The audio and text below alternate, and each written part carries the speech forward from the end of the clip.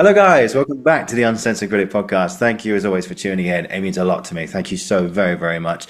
And today, it gives me great pleasure to welcome on another fantastic actor through these doors by the name of Sam Troughton. Did I say that right? Troughton? Troughton, absolutely, yes. Troughton. Thank you, man. Not Troughton. Not Troughton. I bet you've had that a few times. I have, yeah. I got it right.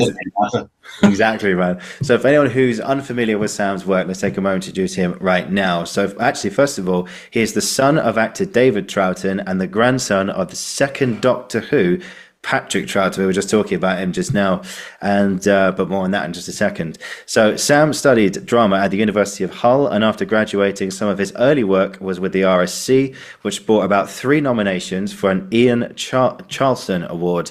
The award honours outstanding performances for young performers and classic plays.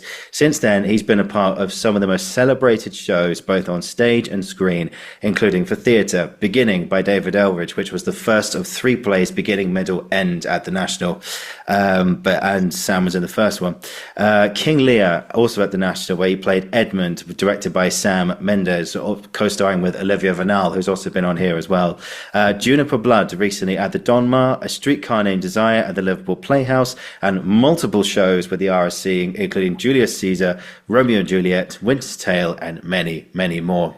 For film, Vera Drake, directed by Mike Leigh, Alien vs. Predator, Mank for Netflix, and Napoleon with a certain Joaquin Phoenix. And for TV, Black Doves for Netflix, The Hollow Crown, Robin Hood, where he was a series regular from 2006 to 2008, A Very Royal Scandal, which was about the Amazon Prime show, all about the Prince Andrew interview, the infamous interview with Michael Sheen and Emily Maitlis, and one very, very big credits in particular, Chernobyl for HBO, which went out in 2019, created and written by Craig Mazin, directed by Johan Renck, sorry if I said your name wrong there, Rohan, and to one of the biggest shows that has ever graced our screens for so many reasons. Not only was the series just excellent, but also the content and the historical event which it is based on. But anyway, more on that later. So, Sam, welcome. Thank you very much for having me. That was a lot, wasn't it? God. Yeah, I could have gone for a long time. I've all read back to you like that. Yeah, I guess, 25 years. Yeah.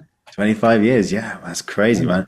So yeah, it was just quickly actually, we were just talking about, tell me about your granddad, Patrick Troughton, was the second Doctor Who ever. Yes, he was. So he was the first to regenerate. Wow. Yeah, when I think he played it from 66 to 68, maybe. That's crazy. Yeah. I think it was quite short, only 2 years, I think. I may have got that wrong, but I'm not.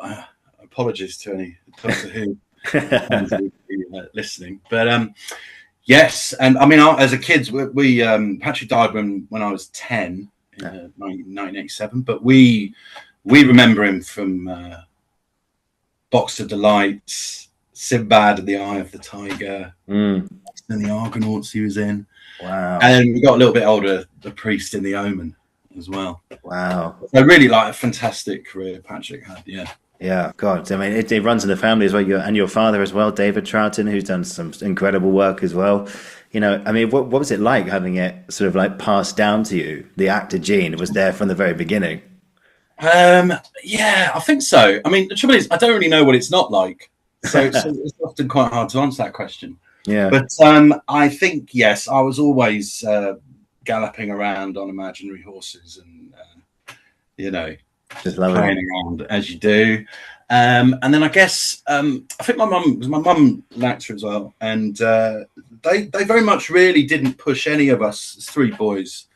Me, William or Wigsy, my youngest brother's an actor as well. And then our middle brother Jim's a cricketer. So he went a slightly different way. But no, we never pushed as kids towards it, really. I think we found it as we did. And I was about 16, I think, at school, did a play at school. I think it's probably very similar to a lot of other actors. And you just get the bug, I suppose. The flame is lit. Yeah. And then I was sort of off and running, I guess. Yeah. Yeah. It never leaves you, does it? It never leaves you.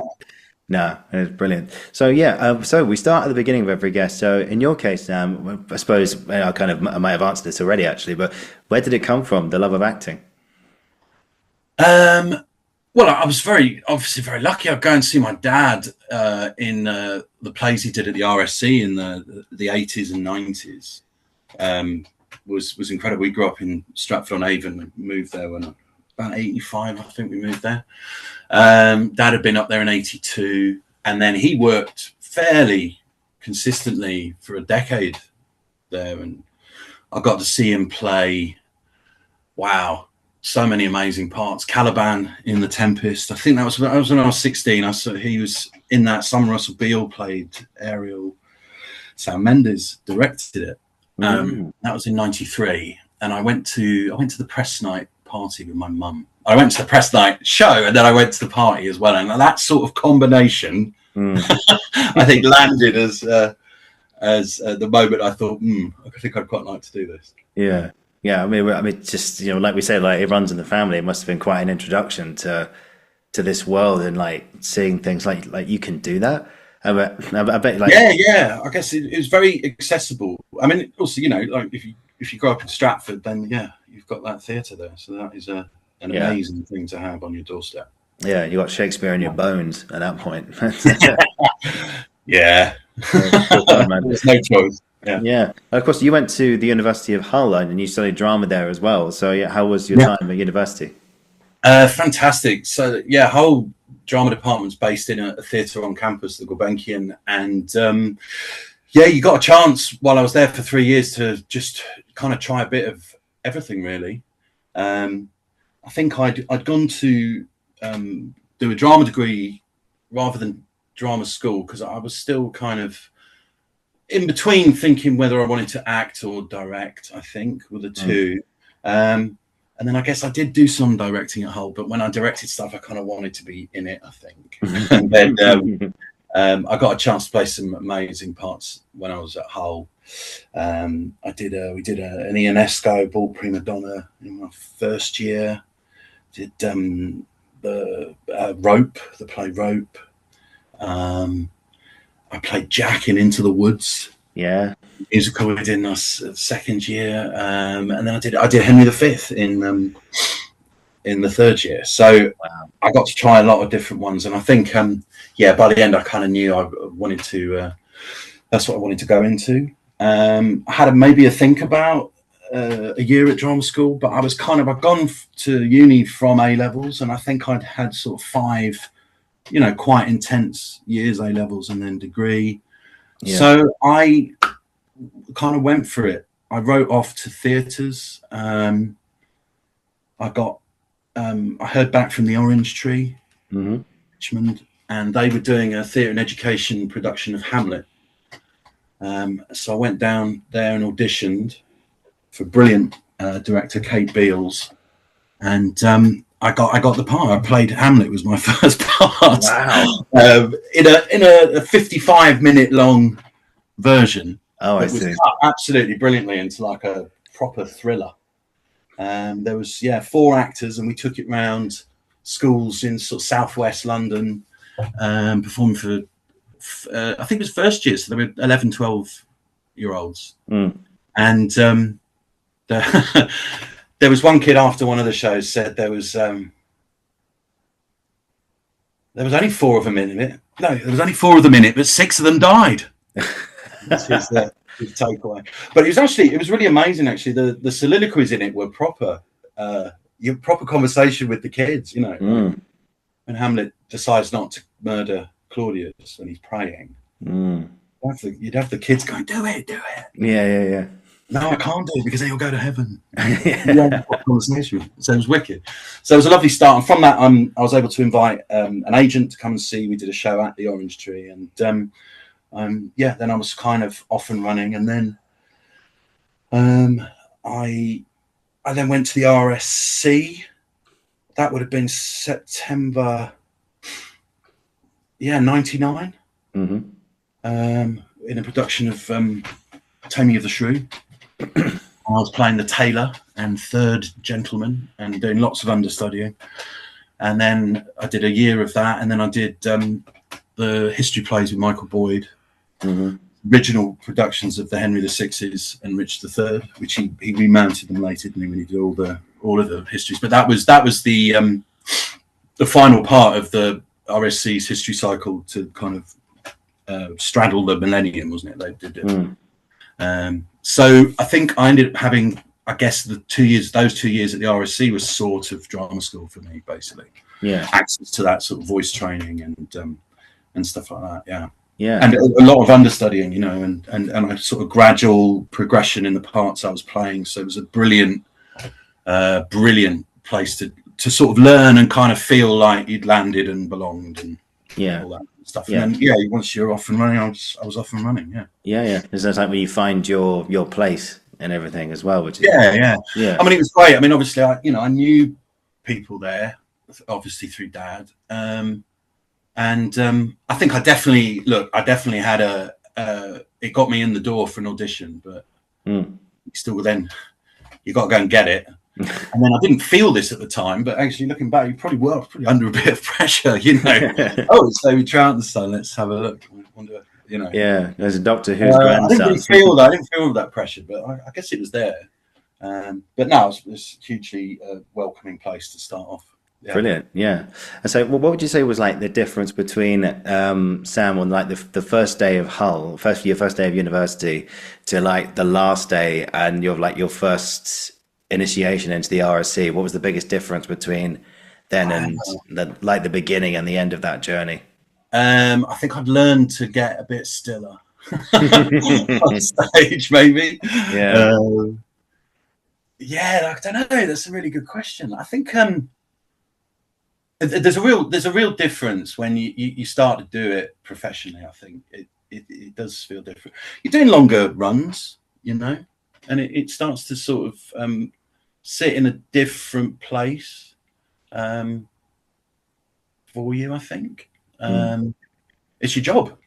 So I think there's that aspect. And I guess that process sort of never stops, really. I think you have the flame that is lit when you're 16, and you got to tend the flame, but also at the same time you grow a thicker skin, I guess, because there's downs and knockbacks, and sometimes it's a bit windy and the flame might go out. But that sort of protecting that kind of sense of playfulness, you know, is really important. That balance between that and you know, like I say, growing that thicker skin to just sort of not take yourself too seriously, and you know how you sort of are able to just keep going. I think that balance never really stops. So I guess that process had begun, but I guess it what doing sort of 2 years in a theatre company like the RSC does, it does make you sort of feel like you've landed, your feet are on the ground with it, and when you say what do you do? I'm an actor. Then it you know, it gives you that confidence, and then you're just you're off and running, as I say. Yeah. No, absolutely. You know, I think we speaking of the RSC there, I think we'll jump into sort of like one of the things I wanted to talk to you about today, which is you were part of the very successful King Lear at the National back in 2014. Yes. And I think I said this to you on the phone last week, actually. Of course, you played Edmund as well. And you have, right at the top of the show, actually, you have that monologue which every single drama school in the country says, please do not perform this monologue. The bastard speech. Yes. Yeah, we've heard it far too many times. We don't want you to do it. I think I remember, I don't know if this is a thing now, but when I was auditioning, like there was a central list. So if you were auditioning for Central School of Speech and Drama, they said, you have to, here's the list of monologues we'd like you to perform. Just pick one of these and do them to the panel. And I think at the bottom it would say, do not, under any circumstances, do Edmund's speech from King Lear, because we've heard it too many times. It's quite, it is a hard speech to do for that, because I was familiar with it from, 15, 16 or whatever. Yeah. I think I had sort of possible opportunities to have played either Edmund or Edgar at some point. It was going to be one of the two. It just sort of fell like it did. But yeah, you have to sort of shed. It's quite you have to shed that sort of familiarity with it. Yeah. I mean, what I did in that scene, it's the speech. He has the speech at the end, one that ends "fucked," which is all about the stars and everyone puts their faith in this, that, and the other. I did sort of feel almost at times more enjoyment for that speech, sort of free of the "here comes the famous bit," I suppose. And also, just wandering around the Olivier and don't trip up on the revolve. And, sit down. Here we go. And it was, I think there was definitely that was probably the hardest bit of that part was the most familiar. Yeah, definitely. Yeah, because you got that's. I think I remember. I can't remember the whole thing. Was like when you start off. Nature, thou art my goddess, to thy law my services are bound, and I think as soon as people start hearing that, it's like one of the most well-known speeches in Shakespeare because it's but like what was it like doing that every night? Because because it's one of those speeches that a lot of people know. I think it's not quite like To Be or Not to Be, which everyone's familiar with, but what was it like? Often, you come out of it sometimes and think, "Oh, I've really nailed it tonight. That was terrific." Or it did sort of just come so fresh. And then there were other nights, where you were like, "Oh, I don't know." You felt like, "Oh, I don't know." But I'd say like nothing's as ever good as you think it is. And it's never as bad as you think it is. Yeah, exactly. So get it out. Get it out and get off and running in the show. But it was a fabulous production to be in that, and a really lovely company, and really fond memories of that job. It was great. Yeah. So what's Edmund's kind of motivation in a way? Why does he want to throw a spanner in the works? Why does he want to do what? Why does he do what he does? I always struck me about him is that he never says he wants to be king. He wants to be legitimate. He wants to be seen. He wants to be recognised. And then he sort of goes kind of drunk mad on it.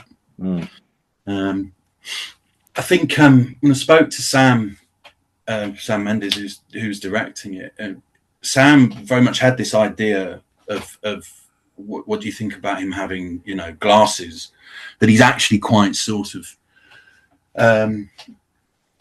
almost like a civil servant position, and I was totally in agreement with that. I quite like the idea of not going super sexy pants immediately. that he grows into those, and I certainly did have some sexy pants by the end of the show. I'd watched this brilliant documentary about a guy called Leigh Atwater, who was the campaign manager for the first President Bush in 1988 against Dukakis, and Leigh Atwater is often credited with the invention of the brutal, nasty American politics, which we're also familiar with. And he struck me as a real kind of Edmund figure. He was quite a strange, odd guy who it was almost, did he passionately believe in this president he was trying to get elected? It was more about the winning.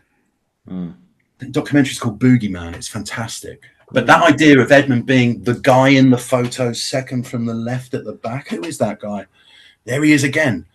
And I think sort of play revealed to me, I think his plan, which is sort of totally on the hoof. I mean, he wants to destroy his father and his brother because of how he's been treated. And the plan that sort of develops on the hoof is probably that Cornwall's going to go on the throne, but Edmund will be able to control Cornwall. And then, of course, Edmund finds himself in charge. Having an affair with both the sisters. How does this happen? Kind of thing. So I love that sort of how he kind of hits a kind of skid through the play that is kind of out of control. It's a bit like he's driving a super fast car and wraps it around a tree. By the end of the show.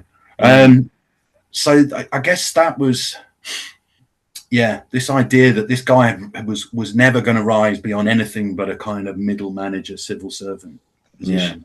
And that behind this mild mannered Yeah.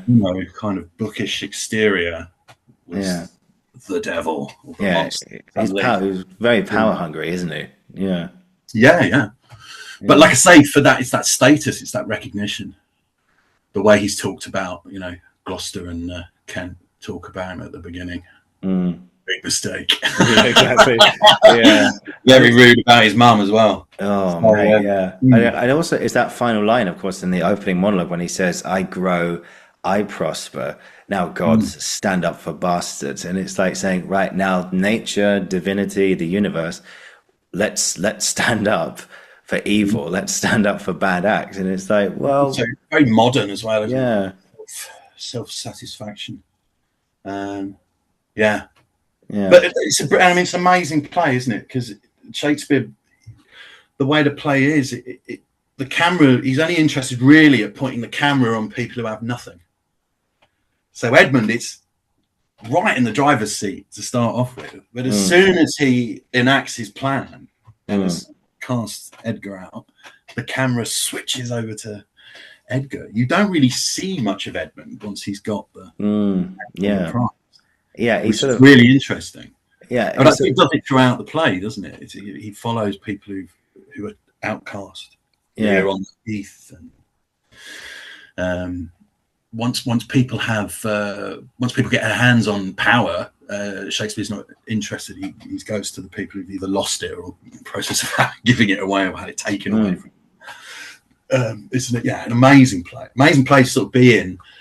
I was listening to your chat with Olivia, and she was talking about how it's a bit lonely playing Cordelia. Well, if you think about it, yeah. Weirdly, I think everyone has these big stretches where they're sort of sat in the dressing room. Yeah. I mean, the World Cup was on, so there was a bit of football to watch. But that's right. That's kind of it's such a vast play, and yet actually really, really simple. It's about families and parents and children, really, isn't it? Yeah, it's about like mental illness and dementia as well. Because I know it's very, very universal, isn't it? Universal. Yeah, because I know Simon. That's all Shakespeare, isn't it? Oh, absolutely, yeah. Because I know Simon Russell Beale was your like leader of the pack. Obviously, you had Sam Mendes, who was the director, but you had Simon Russell Beale there as Lear, and what was it like working with him? Because his Lear was very good. Well, unfortunately, as Edmund, don't get really spend much time on stage with Lear. But I had known Simon since I was a kid. Him working at the RSC. Oh wow! A lot of plays with my dad. Obviously, he was in that Tempest that I saw. Oh, of course, yeah. So I performed on stage with Simon before. My mum would put shows on charity recitals at the Swan Theatre, either at Christmas or on a different theme to raise money. And Simon was one of the actors who was regularly involved in those back in the sort of early 90s. So I had acted with Simon before on stage, which was lovely. And then also that job to come.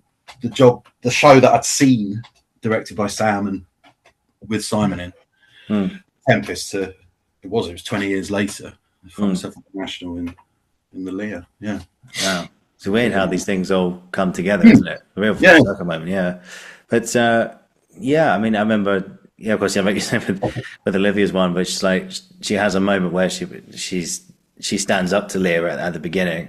And then she's like you say, and she goes, "Better thou not been born than been to a please me, madam," whatever the line is. And then she's like, "Right, cool, I've got downtime for another hour and a half." I come back in, and it's the hospital scene. Oh, it's a mad play. I remember being asked once, "What is the nature of Edmund's revenge on his brother?" And I kind of thought, Edmund's revenge on Edgar is to make him play Edgar in King Lear. Yeah. Anyway, get your clothes off, cover yourself in mud, and pretend to be mad. I used to pass Tom Brooke, who played it. Yeah. I'd sort of done my kind of big bits in the first half, and I was just going out for a sort of little 45 minutes off or whatever it was, and would pass Tom coming the other way, covered in mud, dressers chasing after him, trying to get his pants on. We'd just give each other a little nod. Hello. Over to you, mate. It's your turn now. Your turn now. Yeah. Because I remember he had a moment where he had to stand when Lear has that speech. It's like, is this a man? In like he has a speech about, is this a man in all of his glory? Like, is this glory? What is this figure that I see before for me, or something like that? I used to watch that one from the wings because I was about to come on with Cornwall, I think. Yeah. Yeah, and I think he had and your friend there. I think was it Tom? What did you say your friend was? Sorry. Tom, have I gone mad? No, Tom Brooke, who played it. Yeah, Tom Brooke. Yeah. I had that moment. We had to stand like where he did that like a little movement thing, but he was just like singled out in front of the whole stage, like covered in mud, and like just going in little circles and something, and like a real moment of vulnerability there. And that was pretty cool. Absolutely. I mean, they're both amazing parts, aren't they, Edmund and Edgar? Mm. And yeah, lovely working with Tom.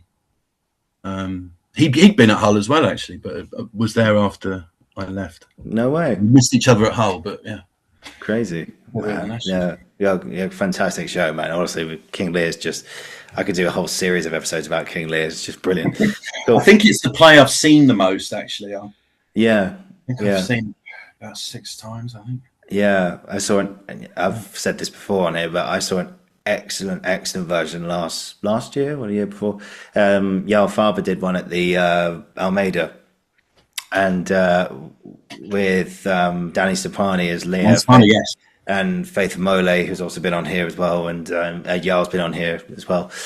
And I need to sit down with her, and I think the plan is to do an episode with King Lear about with Yael, so I think I'm going to do that at some point, so put it out there. But I just I always remember the thing in the rehearsal room that was brilliant was that there was a wall in the rehearsal room that was the letter wall. Mm-hmm. yeah. A lot of letters sent in King Lear. And you go, who sent it? Who's it's for? Yeah. Who's looked at it instead? What have they done to it? Suddenly those sort of real basic kind of the plot is the driver of the play, the thriller aspect of it. Yeah. And everything else comes from that. Sometimes you can sort of look at Lear as, oh my God, we've got to do Lear. It's massive. The thing that struck me about Sam was always boiling it down to the sort of specifics and letting it come from that, which was cool. Yeah. I think that's brilliant. Just keep it so like the simplicity is there in the story already, and it's and that's why it's a masterpiece amongst pretty much all of Shakespeare's canon. It's quite good. This is very good. It's very good. Yeah. It's not bad. Yeah. I love the hospital scene as well. When that's done well, and he says, and Cordelia comes back and says, "I think this lady to be my child, my daughter Cordelia," and he's broken as a man, and you're just that scene. You could do it so many ways. It's about forgiveness. It's about saying goodbye. It's about making up for lost time. It's like reconciliation. Oh, there's so many things in that scene. It's just stunning, absolutely stunning. Yeah, beautiful scene. Oh, mate, honestly, we could talk about King Lear for ages. I could keep going and going, but I want to talk about a couple of other things. We'll get onto Chernobyl in just a second, but I have to ask you about another appearance you made very recently, which was a very royal scandal, which was which is currently actually still on Amazon Prime. Yeah, go check it out, guys. It's brilliant.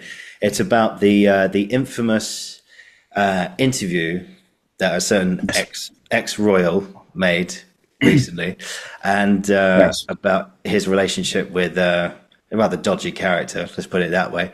And and your part was, and you were actually in the interview scenes when they filmed it. Of course, of starring Michael Sheen and Emily Maitlis. Yes, it followed Andrew and it followed Emily Maitlis. So it was Michael Sheen and Ruth Wilson. And I played a guy called Donald McCabe. I think was the name. Yes, Donald McCabe, and he was the Queen's press secretary who was sent by the head of the Queen's household to observe the interview. Yes. Because they were afraid that it wasn't going to go very well. And what he observed was that it went even worse than they had feared. Yes. Yeah, definitely. You've just reminded me. I said Emily Maitlis, not Ruth Wilson. Sorry, Ruth. So you played it so well. I was very convinced. So yeah. So Ruth, if So you're when listening, I I was sat in the apologize. interview, I couldn't see Ruth's face. I was on that side, Yeah, and her accent for Emily Maitlis was absolutely that was extraordinary. incredible. It was like it was her. It was incredible. Yeah. Sorry, Ruth. I didn't beg your pardon. There, we're starring Michael Sheen and Ruth Wilson, but you were so good as Emily Maitlis. You were convincing Ruth. So yeah, big shout out to her and Michael Sheen.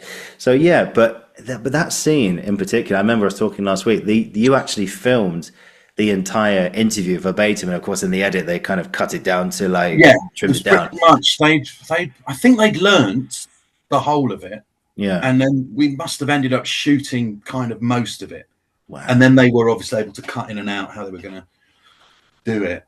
It was sort of extraordinary, watching it kind of performed over and over again. And it's verbatim, and yet it reads and feels as if it was a script. Yeah. In terms of the beats and the moments and the different units of it, Yeah. It was quite a mad experience. That's something we must have shot that over maybe 3 days, I think. Wow. Mm. So you must have that interview so well. Yeah. Unfortunately.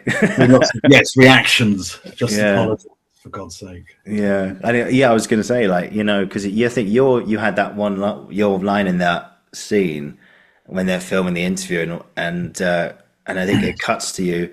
And I think your line encompasses everything which every viewer had that night. And your line was, just apologize for God's sake. And I think, but it's an extraordinary moment, I think, because it's in that moment everyone really got to see the sort of kind of curtain pulled back, really, and kind of inherited privilege, nothing it's like nothing I do is wrong. Everything. I don't know. I don't even know if it's almost like he didn't sort of fully understand the concept of being accused of something. Yeah. I just didn't get it. So it's like being accused of something. I'm sorry. What does that mean? What does that mean? Yeah. Yeah. But yeah, no. I mean, for you as the character, not as Sam, but as the character, I mean, in that scene, because then that actually happened. He actually got his phone out and got a recording of the scene. I don't know if that was part of it, but I mean, was it? I'm assuming that happened because I mean, Emily Maitlis was involved in the production, and I mean, she saw him there, so he did get his phone out. Yeah, but I mean, surely, like, was there no one? I mean, I don't know if you guys discussed this, but was there no one there saying, we have to pull this interview. We cannot let this go out. But it did. It's quite interesting how the different sort of households operate, I guess. I mean, this is from us rehearsing the scenes,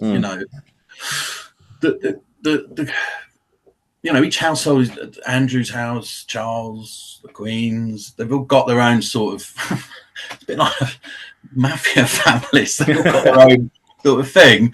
So I think they sort of lent quite heavily on Andrew's. I mean, I'm going on what's in our show. They lent quite heavily on that it might not be a very good idea.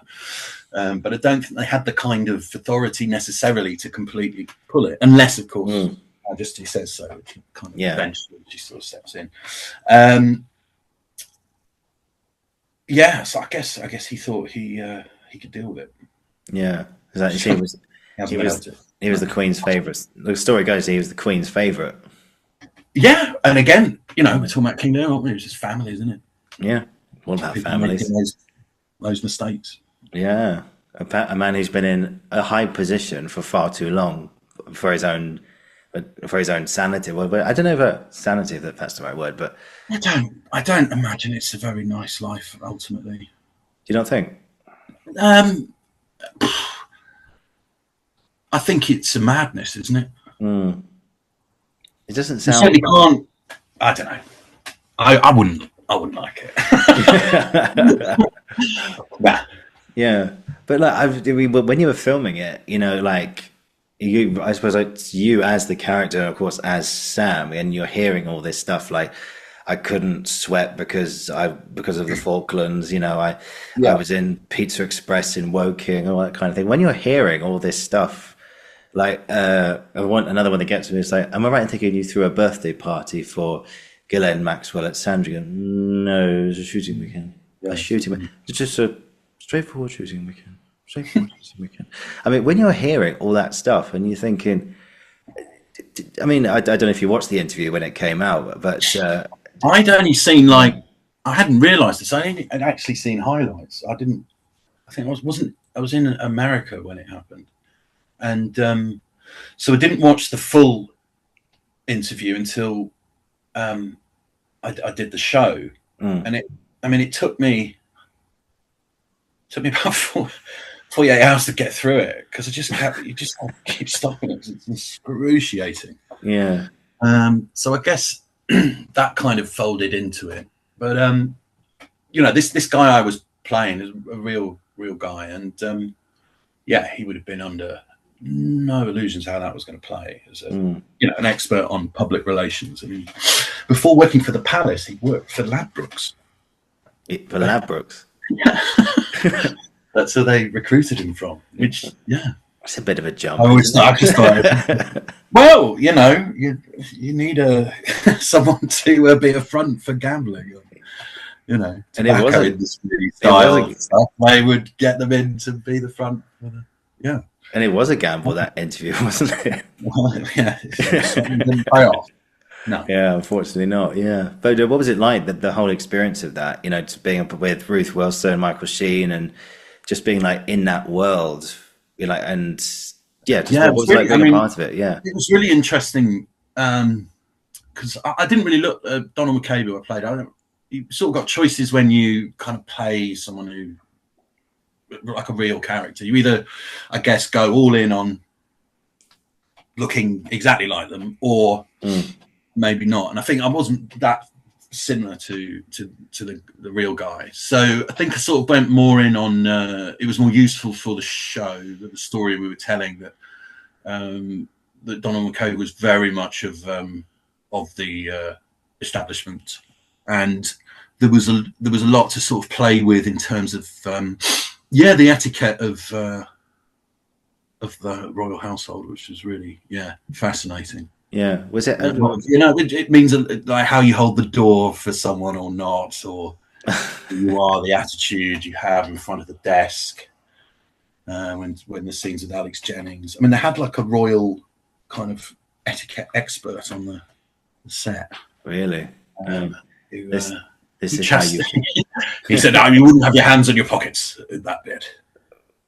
Really? Okay. Yeah. So I did. I went, okay, no, cool, we'll take them out then. And then it was great. It gave it a clarity to the physicality of him. But yeah, it was a lot. I mean, it was a part that was there was a lot of observing, and I guess I decided to definitely lean into giving him a touch of the night. Yeah. I think you got.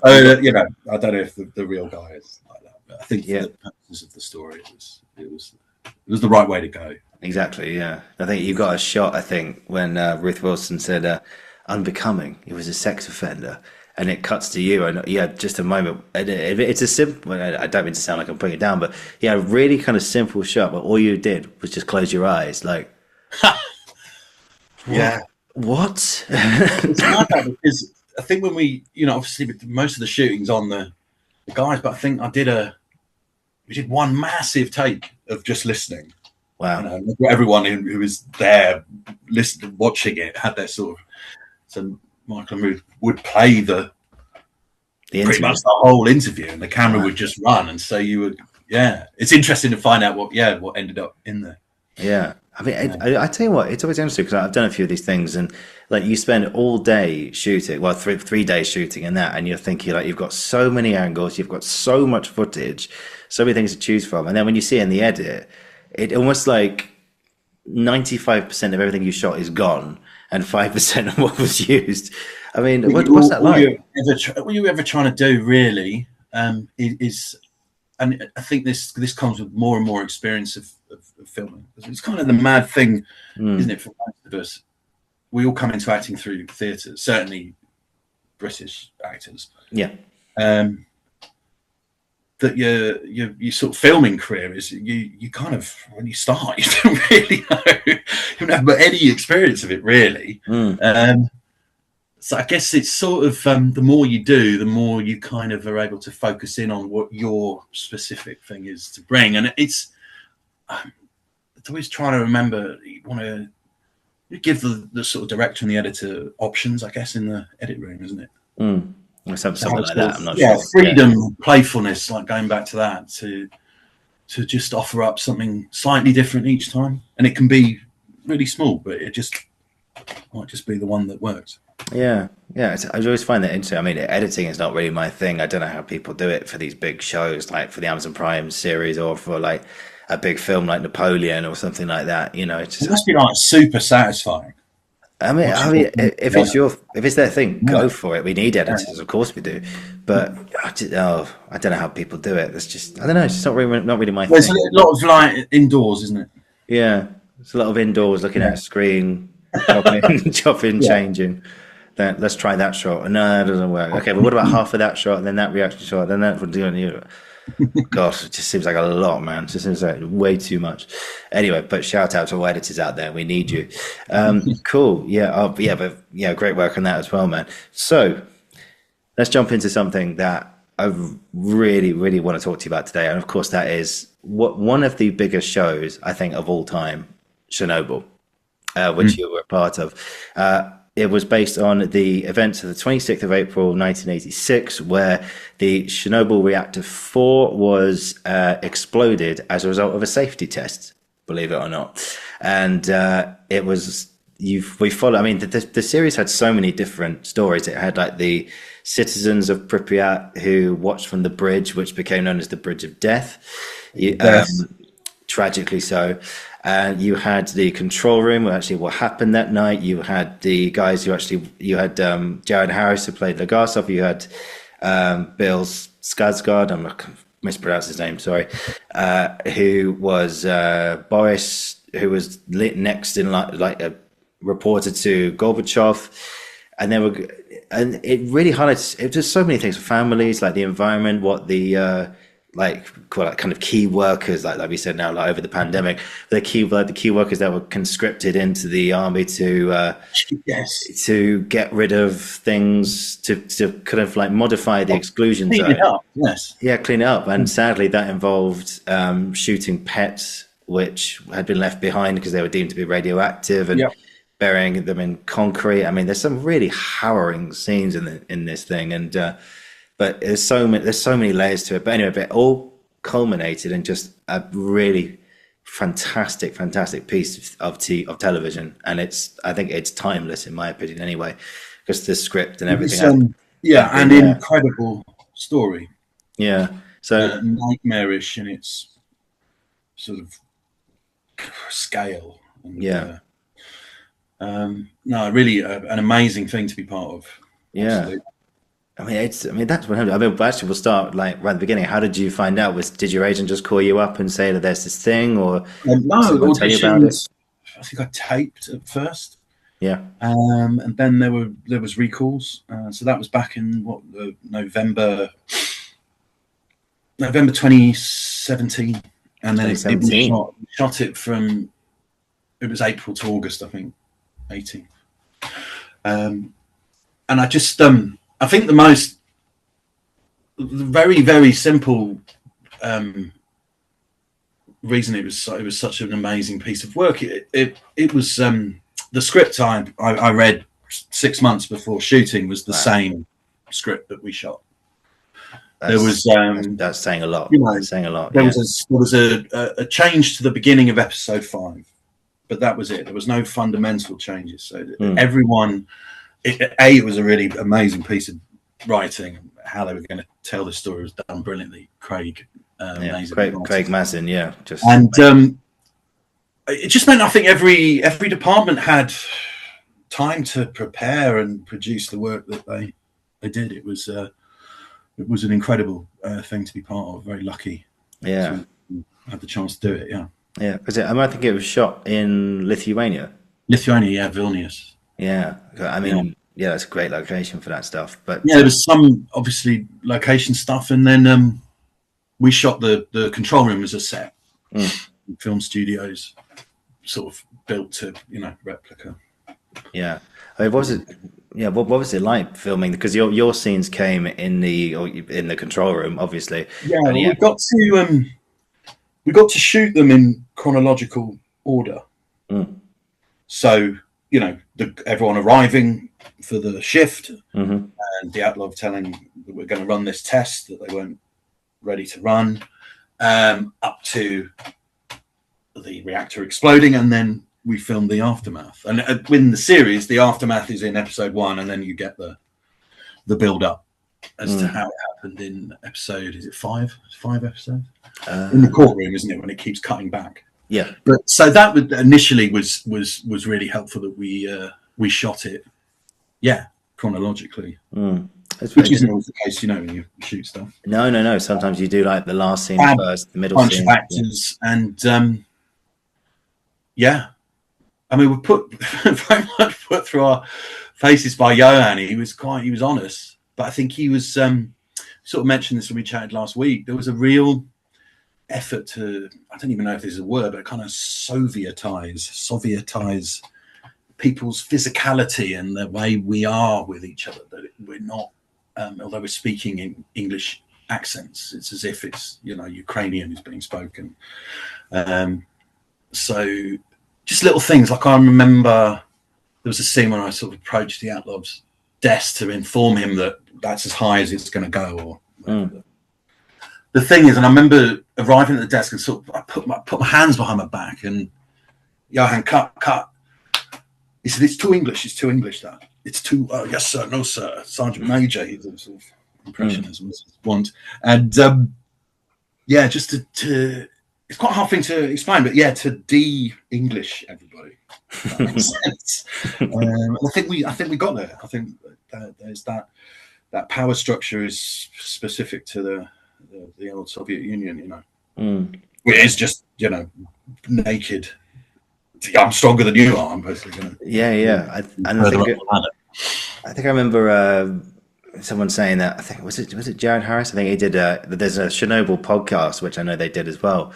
And I think Jared said that one of the physical things, like in the UK, if we walk past someone like Tom in the corridor of the National, for example, you would sort of go you'd nod your head to him, like the head would go down. Whereas in Soviet Russia, you would lift your head up and go like that. Go the other way. Interesting. You go the other way, yeah. Yeah. So that was there all the totally in there. And I think as well was what was hard about the scenes in the control room was to, again, you didn't want to you had to hold that line to not go into sort of disaster film cliche, cut the blue wire, they're all blue. So again, Johan was very strong on just pulling us back from that and really stressing that this is just an unremarkable day in work. For these, a normal day. They're being asked to do this stupid test that they can't do properly.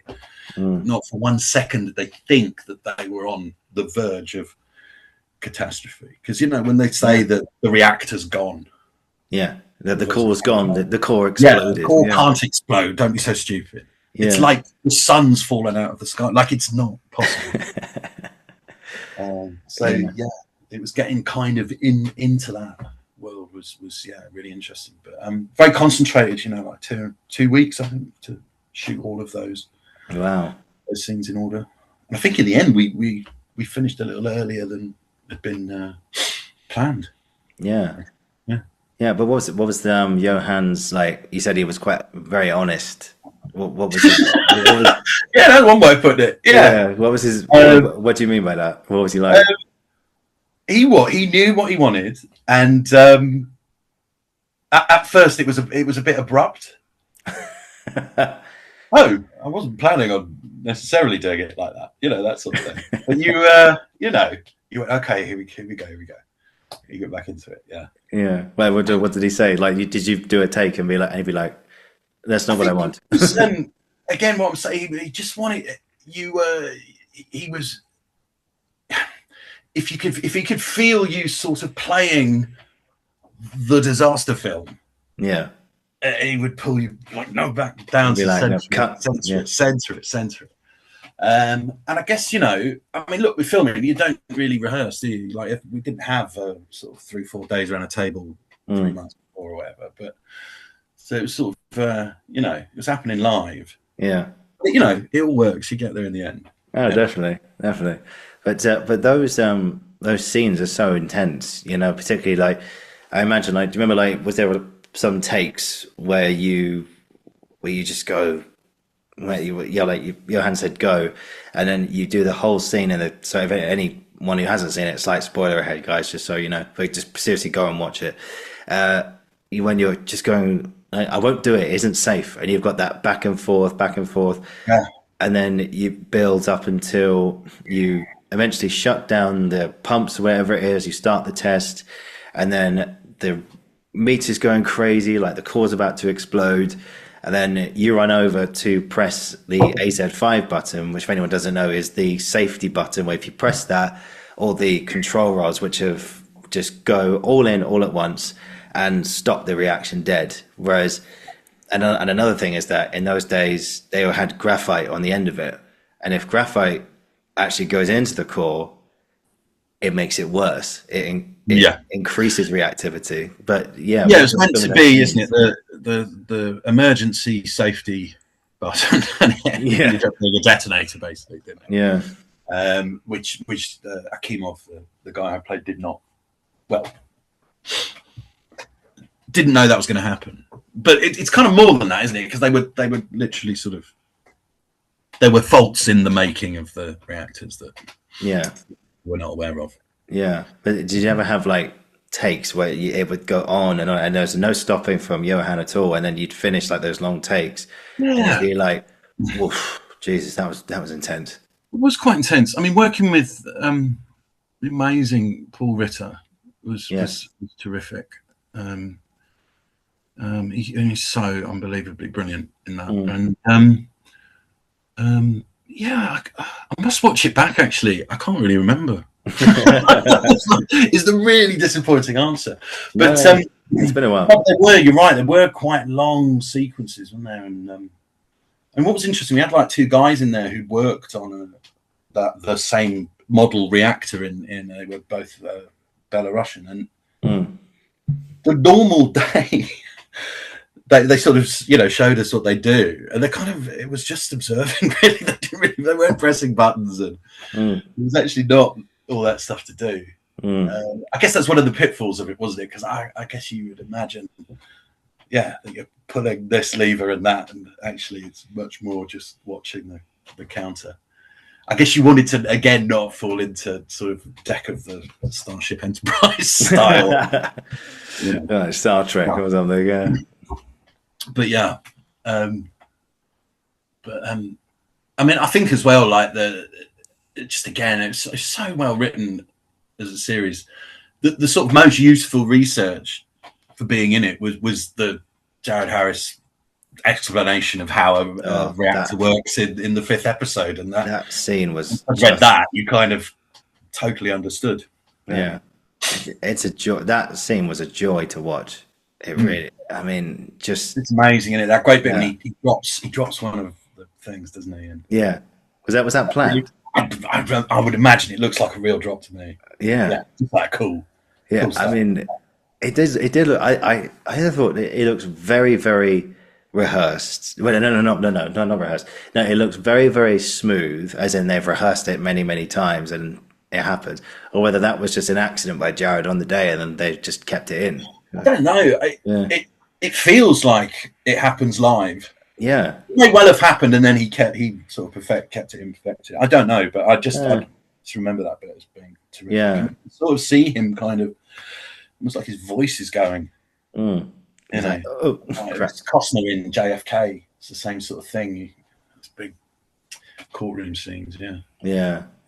I just have to mention there. You mentioned Paul Ritter there as well, who sadly is no longer with us. And an incredible actor. And I think he left us he left us with one of the. I mean, he's done many great performances, but his performance as Dyatlov was, I thought, he went to another level. Yeah, he embodied it totally. That was an incredible performance, wasn't it? It was very easy to be threatened and intimidated by him. It made it a very easy job. Yeah, he was incredible in it. Yeah. What was he like when the cameras weren't rolling? Oh, absolute sweetheart. Yeah, man. He was a wonderful guy. Yeah, very fun. Like the exact opposite of what. And lovely, and also kind of, he was sort of the experienced actor amongst in the room, and he was very, set a brilliant example for us to all follow, which was great. Yeah. So what would you say? Because you played Akimov, and so like, how did you find him? Like, what was your process on finding this guy? Well, I think there's not too much known about him, really. Yeah. I sort of looked at his history. I can't remember where in the Soviet Union he'd come from, but he trained to work in a nuclear plant. I mean, he's just a normal guy thrust into an extraordinary thing that, what is it, Jared Harris says, like, never happened on this planet, the face of the earth before. Yeah. So I think quite a striking look, those glasses and that tash, and so we went with that. I think the fact that after it happened, him and Topchinov went down into the basement to try and they were all the and they kind of know that it's futile. Yeah. The fact that he sort of, he sacrificed himself to, even if it was just the gesture of trying to do something, So I guess that was the thing, that this was a good guy. He's a good man, forced into sort of catastrophic circumstances, and the fates of everyone who came into contact with the immediate radiation is absolutely unspeakable, really. Oh yeah. I mean, there's some. That's also the program that did that. And that first episode almost feels like a horror film. Like you're introducing this concept of, if you open that door, you will die. Yeah. It's kind of extraordinary, and it's sort of amazing how quickly it just establishes it as a tangible thing that, as an audience, you're just completely terrified. Yeah. Do you remember the first? Do you remember that shot in the very first episode where Jessie Buckley's actually in it as well? I know she's doing incredible stuff at the moment, and her character, it's in their apartment, and the camera's got a shot of looking out the window, and you see this like light bulb explosion go off in the background, and then the it's almost like an earthquake. It's like the impact of the vibration that goes across the earth and then hits the apartment tower. Yeah. And it hits it like an earthquake. I think as well, it did shot. something brilliant in that you started the series at the explosion. Oh yeah. Right in there. Yeah. And like normally you'd have everyone arriving for work. That's the more sort of established disaster film structure. Straight in. I mean, I did a couple of years ago in Scotland a series about Lockerbie. The structure of the whole series very similar. Borrowed a lot from Chernobyl, in that you went straight in at the moment of disaster. Yeah, and then discovered it from that angle. So yeah, it's heavily sort of influenced other stuff, I think. Yeah, and like your characters as such had this. I mean, for someone to stand up to, you were talking about earlier about I'm stronger than you, and that was kind of the Soviet way of things. But for him to have the courage to stand up to Dyatlov, played by the great Paul Ritter, to say, I think at one point you're like I apologize, but what you're saying makes no sense. And you go, I won't do it. I won't do it. It isn't safe. And then, I mean, the courage for that man to say that to... Yeah, because of course, the threat is, isn't it, that I'll make sure you guys never work, anywhere. Yeah. I know. Gone, but I guess, sort of the show does, isn't it? It's the society that's... Their lies have just become the sort of bricks and mortar of it. That it,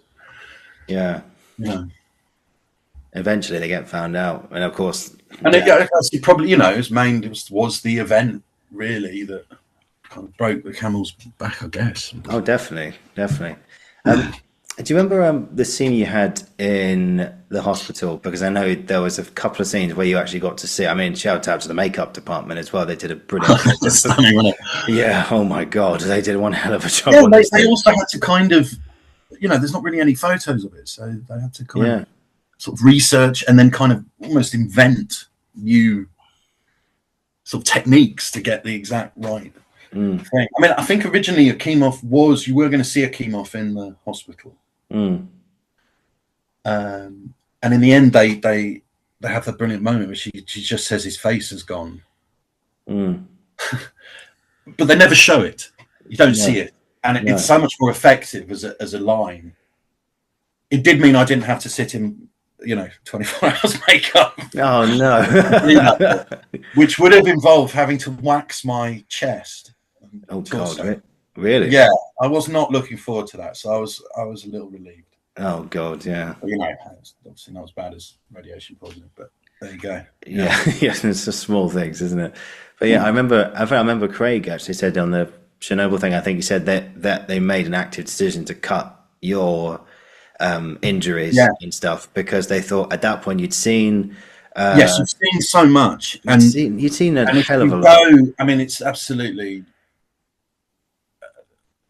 nightmarish, isn't it? And that you worry would have overdone it. And then, of course, it's a much more powerful, more harrowing to have it explained what he looked like, and then you'll fill the gaps in yourself. It means you can't turn it away from the screen.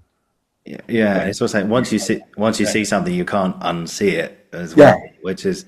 And then the scene where, again, with Jessie Buckley, where she's told, do not go behind that plastic, do not go behind that plastic. Yeah. And of course her character does. And she sees her husband there, and the makeup and I remember saying this to Imogen Knight, who was one of the horror film, isn't it? It was his skin was black and it was blistered. They did a technique of sort of henna, it's almost like tattooing underneath and then putting makeup over the top. Really? Yeah. To get that deep sort of burn.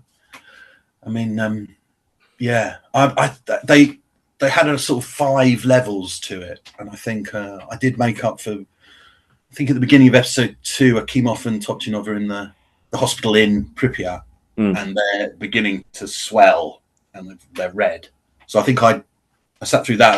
That was sort of level 2, and then obviously up to Jessie Buckley's husband, which is like level 5.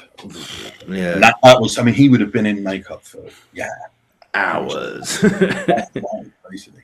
Yeah, but and then I suppose what makes it even more harrowing was the fact that when these guys did die, they weren't given a proper burial because their body still contains a lot of radioactive material. So they had to be coated in plastic, thrown into a welded sealed coffin made out of steel or whatever it was. Dumped I think it's lead. Wasn't it lead? Oh, lead was it? Okay. Can't get through it or something. Yeah. Yeah, lead casing put in the ground and not covered in grass and dirt or something like that. It's covered in concrete. And I remember seeing the camera. Actually, there's a great shot where you see the concrete mixer coming over the hill towards the burial site. And you're not quite sure what's happening, are you? Yeah, and you're going, wait, what's that doing here? What's that doing here? And then you see what's happening. And you're like, oh, yeah, it is very, very weird. And of course, this happened as well. Yeah. No, it's an extraordinary story, and it was just. I think it was just when a project is filmed with such sort of clarity, know what we're wanting to make is quite thrilling to do, because you just sort of So looking back on it now, I mean, you must have been really proud to have been a part of something like that. Absolutely. I mean, it was kind of, normally when you're in anything, you know, and you get to watch it back, you'll never get to see it as anyone else would, because you know, you go, oh, that's the day that we shot that bit, or you know, yeah. You're like, oh yeah, that's the day. Watching Chernobyl, it's like you weren't sort of in it. Yeah, yeah. I suppose, yeah, because when you watch something back that you've done, you're like, oh yeah, that was the day that we had to go back and do this. Or I remember just before that. As well, like we were in such a sort of, you know, small bit of it, the control room and all that, and to see the rest of the world come together. Of Con O'Neill and Adrian Rawlins as the two guys who run the plant, they bring that sort of farcical comedy to it, which you know it needs. You know, you have to, can't be 100% bring all the way through. I just thought their performance is stunning in it. I mean, God, everyone's brilliant in it. It's like those two, they were the ones who worked in the conscription zone. No, the guy who they're above the Atlov. Yeah, and they're trying their best to, you know, shift the flame. It was like covering. Oh yes. Yeah. They get one of them. Julius Caesar when he sits behind the desk and he's like, "Oh, I like the feel of this." And the statue waiting for the taxi. Yeah, fantastic sort of physical comedy, basically. It's brilliant. Yeah, brilliant. I tell you what, another bit I have to bring up as well was the actor who played the lead miner as well. Yeah, I can't remember his name. Yeah, he was incredible, and like I'd have to shout to the writing and obviously the whole thing, but in this scene in particular, where he just cuts through the bullshit, it's stunning, isn't it? And again, that brilliant sort of storytelling. The minister, is it the minister for coal? Yeah, who comes to tell them that they've got to go to Chernobyl, and they all pat him on his clean suit with the dirty hands, and it's just such a simple image. But now you look like the minister of coal. It absolutely tells the story, doesn't it? Yeah. And then Bill Skarsgård's line where he says, have you ever dealt with a miner before? He goes, no, I haven't. One bit of advice. These men work in the dark. They see everything. I thought, what a line, man. That's incredible. This is what I mean, though. Like, normally when you're sort of in something, you don't watch it like everyone else. But honestly, it doesn't really matter if you're in it. It's such a fantastic series. Yeah. And just again, one last thing. You have to, and you can't use any heavy machinery. It has to be done by hand. They did this by hand. These miners are next to a isn't it? But what they did in the end didn't need to be done. Is that true? It's about putting in They had to put in a heat exchanger. Melting down, isn't it? And to prevent meltdown, they put some liquid nitrogen underneath it. They did their job, but the thing that they were worried might happen didn't actually happen. No way. Another sort of, I think it's at the end it says that. Over 100. I think there's stuff that happened that's not even in the series because it's too crazy. Yeah. It's like 100 miners died before the age of 30 or something. Yeah. And that could have been avoided as well. Well, I mean, the Soviet system caused it to happen, but you probably want the Soviets to clean it up. Yeah. I mean, it's crazy. But and I'm sorry, one last bit of his line, the miner's bit, is that I need my men one more second here than they need to be, and he picks up one of those flimsy masks which they never wore, and he says, if these worked, you'd be wearing them. Yeah. I was like, he does a brilliant thing with the fags as well. Oh yeah, he offers him a cigarette, and then he takes the whole packet. Again, it just says, it's simple. It just says so much about the character and the story. Yeah, brilliant. Yeah. Oh mate, what a series! What a series! Yeah. I suppose looking back on it now, do you think that experience changed you as an actor, or did it give you like experiences which helped you improve your process? No, I think it's I think having that on your CV has been it's a show that everyone, crucially everyone's seen. That's always the case. Yeah, and obviously hugely well received and considered. So yes, a very good thing to have on the CV. Yeah, definitely. Yeah, I mean, and how long was the whole filming process for yourself? How many months were you in Lithuania? I shot some stuff in April and May, I think, and then I think it was June, end of June, beginning of July, and then I came back in August. So I was sort of in and out. Okay. But possibly 3-4 weeks filming. Oh, nice. Yeah. Sort of split up. Yeah. Like I say, the main control room stuff was all shot together in a block in the middle. Yeah, that's good. Sorry if anyone heard a siren outside, by the way. But Nuclear power plant, no. yes, nuclear power plant, not quite the same. But yeah, it's just one of those things that comes along. I think so. Claudia Winkleman talked to Toby Jones about. Did you see Mr. Bates versus the Post Office? Yeah. She talked about that, and to use her phrase here, it's almost like lightning rod television that comes across every once in a while. But you get series churned out, and you're like, oh, okay. Whereas some there's a lot of choice, isn't there? And it's the thing that sort of I mean, how it used to be when we had 2, 3, 4 channels. Yeah, everyone would watch whatever it was that was Coronation on Street. We'll talk about it the next day. That has dispersed. There's so much content, that kind of, I guess, what is it, event TV is how I call it. Yeah. There's something in a lot of people seeing it.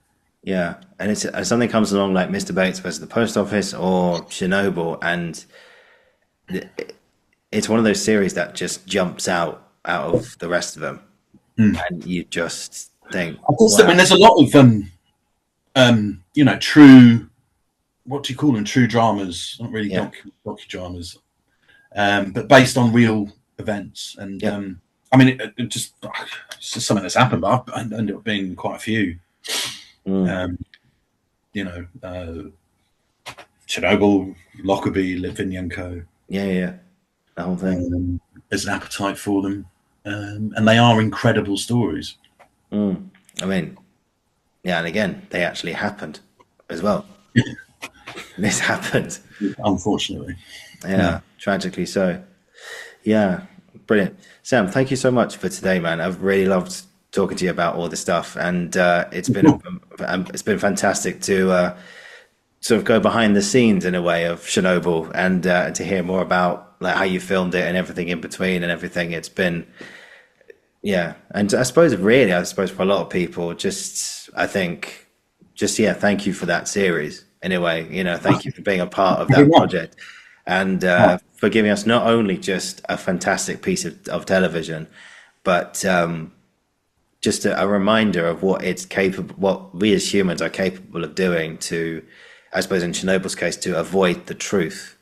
To avoid the truth at all costs, but you have no idea how much that's actually costing you the whole time. I think, and I get another fantastic line, which is from Jared Harris. He says, every lie we tell incurs a debt to the truth. Sooner or later, that debt is paid. Yeah, and it also, it resonates now, doesn't it, as well, for us? Definitely. Yeah, I've just got 2 more questions left for you today, Sam. 2 sort of 2 quick fire questions for every guest, just to finish on. So, first of all, what would you say was a bit of advice you wish you heard when you were starting out? I think it's a bit of advice my dad gave me, and it was given to him when he worked with Albert Finney in the 1970s. My dad was doing a play, Joe Alton play, Loot. He was playing Hal, and they were in previews, and it was a big theatre job for Dad. I think he was in his late 20s, mid 20s, and he was a bit down. And Albert Finney said to him, David, what's wrong? And he said, I'm just enjoying it. I don't feel like I'm Hal. I don't know what I'm doing. I'm not Hal. And Albert Finney, who was directing the show, said to David, you are Hal. It says so in the program. And I think it's a fantastic piece of advice. It was a bit, Dad gave it to me when I was in previews, when I was doing Julius Caesar at the RSC, and a bit of a sort of, I was lost in a bit of a word with Brutus, and he said, just, you are Brutus. It says so in the program. And I think what it smacks of is keeping a simplicity to what you're trying to do, and particularly when you're playing something that you're playing a character that's over the course of the next, whatever it is, 2 hours, 3 hours, this huge thing's going to happen to them in this play, and they're going to go on this journey that you can really easily make the mistake of trying to play the whole play in the first scene of the play. Almost as soon as you come on, I've got to get it all in, and of course you don't need to at all. And I think it's really good advice. Keep it simple, keep your powder dry. Yeah. And the play will get you there. The play gets you there. Your kind of starting point, you can kind of start anywhere. Yeah. Just see what happens. And, even doing Juniper Blood over the summer at the Donmar, I found myself falling into the trap of just, whoa, just let it happen. Let it happen. Yeah. So I think that's a cracking bit of advice. Yeah. I remember Ray Fiennes told a story that when he went to audition for RADA, I think he got to like the final round or whatever it was. And I can't remember who was in charge at the time. Anyway, it was, and this guy said, I can sort of see what you're doing. I mean, it's all right, but the thing is, you're making it happen. Just let it happen. Yeah. And it will take care of itself. It's always that simplicity. Yeah. But that's it's so exciting, I've been acting professionally 25, 26 years. You're still learning, you're still still learning stuff, which is great. Yeah. It's like you're still learning even after, Yeah, and at the same time you can feel your experience kick in certain situations, which is great. Yeah. You've got these sort of tools to call upon. But you're still lucky enough to be sort of challenged, which is great. Yeah, brilliant. And actually, just before we get to the last question, just a very quick one now. Did you ever have a moment where you thought, obviously because Chernobyl was such a huge show, did you ever have a moment where, after it was released where you thought, wow, okay, not only is this huge, but I was part of this. It was quite weird in the pandemic when my friend sent me what is it? Is it a meme or a meme, GIF, whatever you want to call it? Yeah, the meme, a GIF. And it was about COVID-19 with Dyatlov and Akimov. 3.5 Rongen or whatever the reference from the show was.